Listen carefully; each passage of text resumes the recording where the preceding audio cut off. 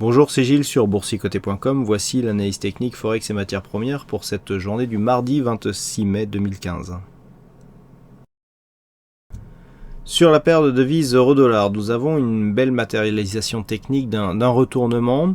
Alors lorsque l'on se rapproche, déjà nous pouvons constater que le support ici était relativement bien tracé. On avait bien détecté ici les trois zones de contact, avec ici cette zone. On a bien testé cette zone, on est un peu remonté, on est revenu chercher ici la zone des 1,1202 avant de repartir à la baisse et donc de casser cette dynamique. On est actuellement sur le retracement des 61,8% de Fibonacci. Alors je rappelle, d'après Fibonacci, là le fait de tester les 61,8%, déjà ça affaiblit la dynamique haussière qui avait été impulsée par le précédent mouvement court terme. Et si on casse cette zone, comme ce qui est a priori en train de se produire, on valide un objectif sur un retracement total. Et ici, le retracement total se situe ici à 1,0520. Pour l'instant, on est en train de tester cette zone. Nous avons ici une zone des 1,0836 qui, en tant que palier intermédiaire, pourrait éventuellement freiner cette phase de baisse, sachant que la configuration ici est tout de même déjà assez survendue, avec une pression même que l'on peut voir ici sur le MACD. Donc pour l'instant, on est vraiment dans une poursuite de mouvement baissier. À noter pour ceux qui utilisent un petit peu le setup du trading en tendance, ici le beau signal de retournement avec donc pression ici sur la bolle inférieure, on revient chercher la moyenne mobile 20 exponentielle, ici c'est relativement net, et puis on a la double validation avec donc la rupture du précédent point bas sur cette zone, et donc le contact ici avec la bolle inférieure, ce qui valide le mouvement avec donc la poursuite du mouvement baissier qui suit derrière. Donc on est entré dans la zone 50-61,8 et puis en venant tester ici le 61,8, nous avons le risque d'avoir finalement une dynamique qui s'invalide avec une résultante plutôt neutre. À la hausse, il y a une zone qu'il va falloir surveiller. Ici, c'est cette zone des 1,1066. Alors, 1,1066 pour mémoire, c'est une zone. On est ici entre 1,1050 et 1,1066. 1,1050, c'était la zone ici, la zone où nous avions eu plusieurs zones de points hauts en contact, à savoir ici, à savoir ici donc un contact là, un contact là, un contact là. C'est une zone.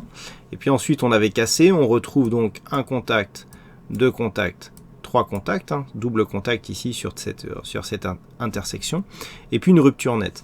Donc là, par rapport au biais baissier, tant que l'on reste sous cette zone, si par exemple on revient ici et que l'on stagne ici sous cette zone, on a cette zone de support qui était déjà précédemment résistance, qui se retransforme en zone de résistance. Et donc ça alimente la poursuite du flux baissier. Donc pour valider un retournement de tendance, il faudrait absolument casser ici à la hausse cette zone des 1,1066 pour ne pas tomber dans une poursuite de flux baissier. Donc tant qu'on est sous cette zone ici des 1,1066 voire 1,1050, nous sommes toujours dans un flux baissier court terme.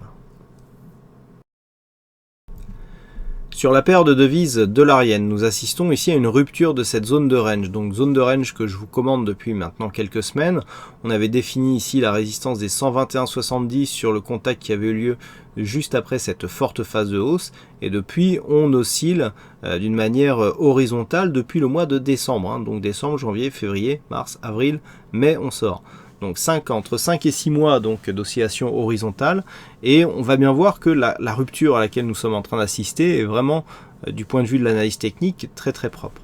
Alors on avait donc validé des retracements de Fibonacci, donc là ce que l'on voit, c'est que par rapport à la dernière dynamique, on n'a jamais dépassé le retracement à 38,2%. On l'a même quasiment, on l'a même pas atteint. Je crois qu'il manque quelques pips. On va vérifier ça tout de suite.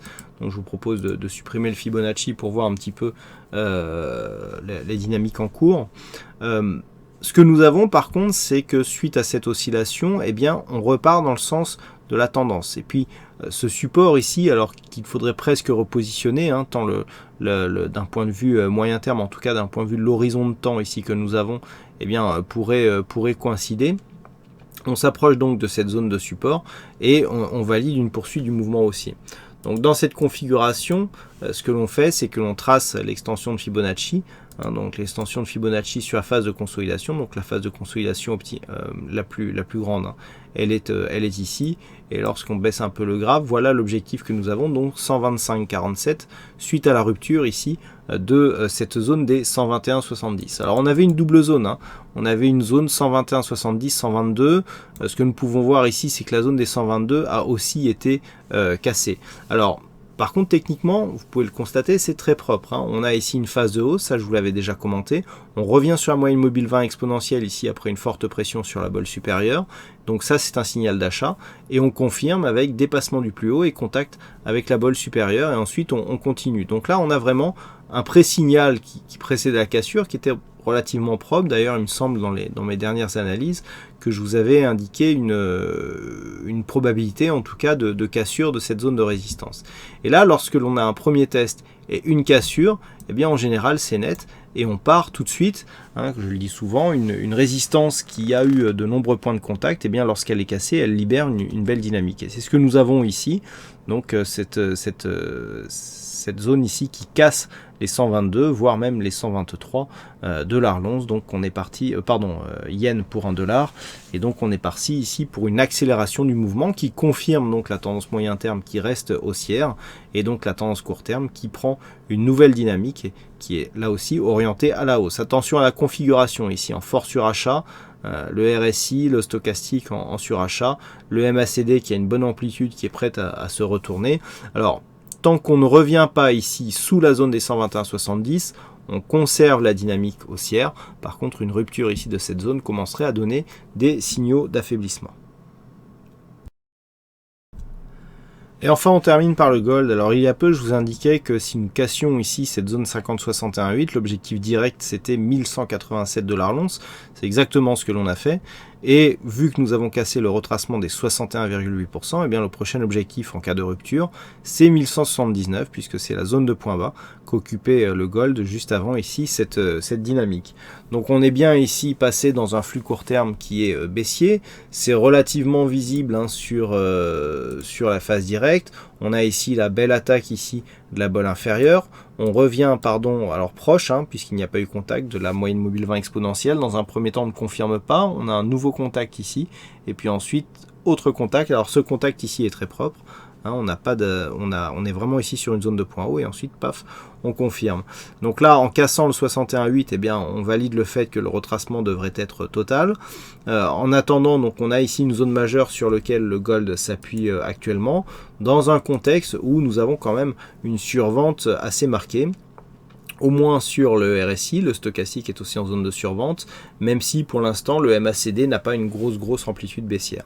Malgré tout, on sait que l'or peut supporter ce genre de configuration, donc ici une rupture, même si elle est assez improbable à vrai dire, est possible. Par contre, en cas de rupture, eh bien l'objectif serait la zone des 1178,19 $ l'once. Pour que l'or repasse dans un flux haussier, il faudrait désormais que l'on rebondisse ici sur cette zone des 1187 et ce bien haussier serait confirmé au-dessus de 1215 $ l'once. Pour l'instant, le mouvement est baissier, donc en cas de rupture, ici on vise 1179 et puis du point de vue de la tendance globale, eh bien, on a une neutralisation du mouvement moyen terme. Voilà donc ce que nous pouvons dire sur cette analyse technique Forex et matières premières. Je vous souhaite à toutes et à tous une bonne soirée, un bon week-end, bonne chance dans vos prochains trades. Et on se retrouve donc dès la semaine prochaine pour d'autres analyses techniques sur le site boursicoté.com. Bonne soirée et bon week-end à tous.